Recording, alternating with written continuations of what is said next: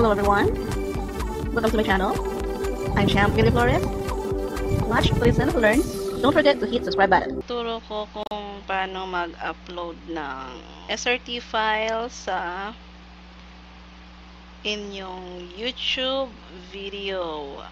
Gagawin nyo lang, click nyo yung account nyo, tapos punta kayo sa Creator Studio.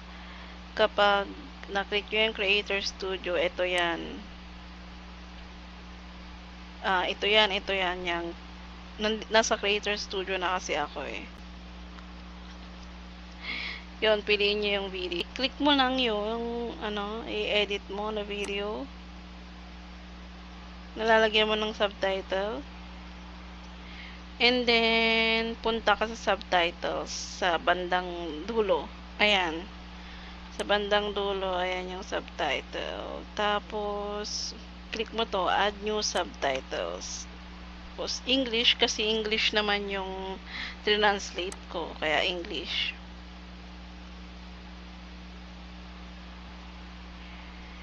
And then, upload ka ng file.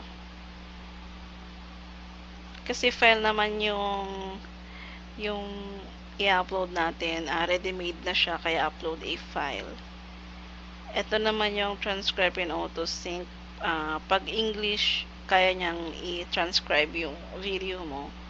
Tapos, ito naman yung gagawa ka ng ginawa ko sa AG-Sub na manually dito mismo sa Creator Studio.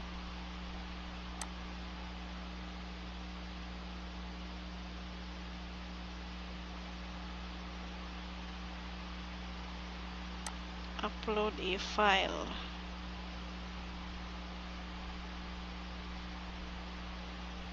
Yan, lalabas yung upload a file. Tapos piliin mo yung subtitles file. Tapos choose file.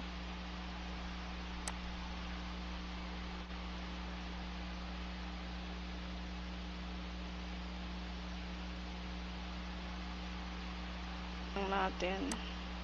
Kung-memorize mo yung search mo na lang yan. Ang piliin mo yung SRT. Yung SRT file. And then, open. And then, upload. So, yun. Antayin mo na lang na mag-upload. Mabilis lang naman yan. And then, pag na-upload mo na, save mo na yung changes. Andyan na siya. Makikita mo yung mga translate ko dun sa AG-Sub nandyan na. So, save changes. Kung pwede mo ka namang mag-edit. Kunwari, hindi pa pulido yung nagawa mo sa AG-Sub. Pwede mo naman din siyang i-edit. Ayan o.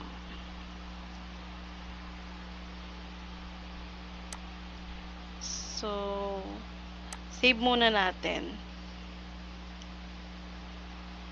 Tapos, ayan, pwede mo na siyang panoorin na may subtitle. Ito yung CC, dapat naka-on. Para makita niyo yung subtitle, dapat naka-on yung CC. So, yan.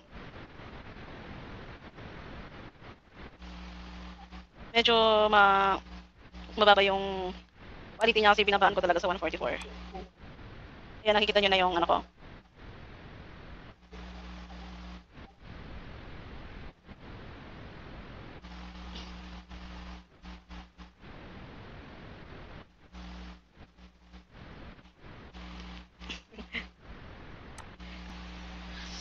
Ayun. Tapos na. Pagtapos ka na, okay na. Yun lang yung tutorial ko.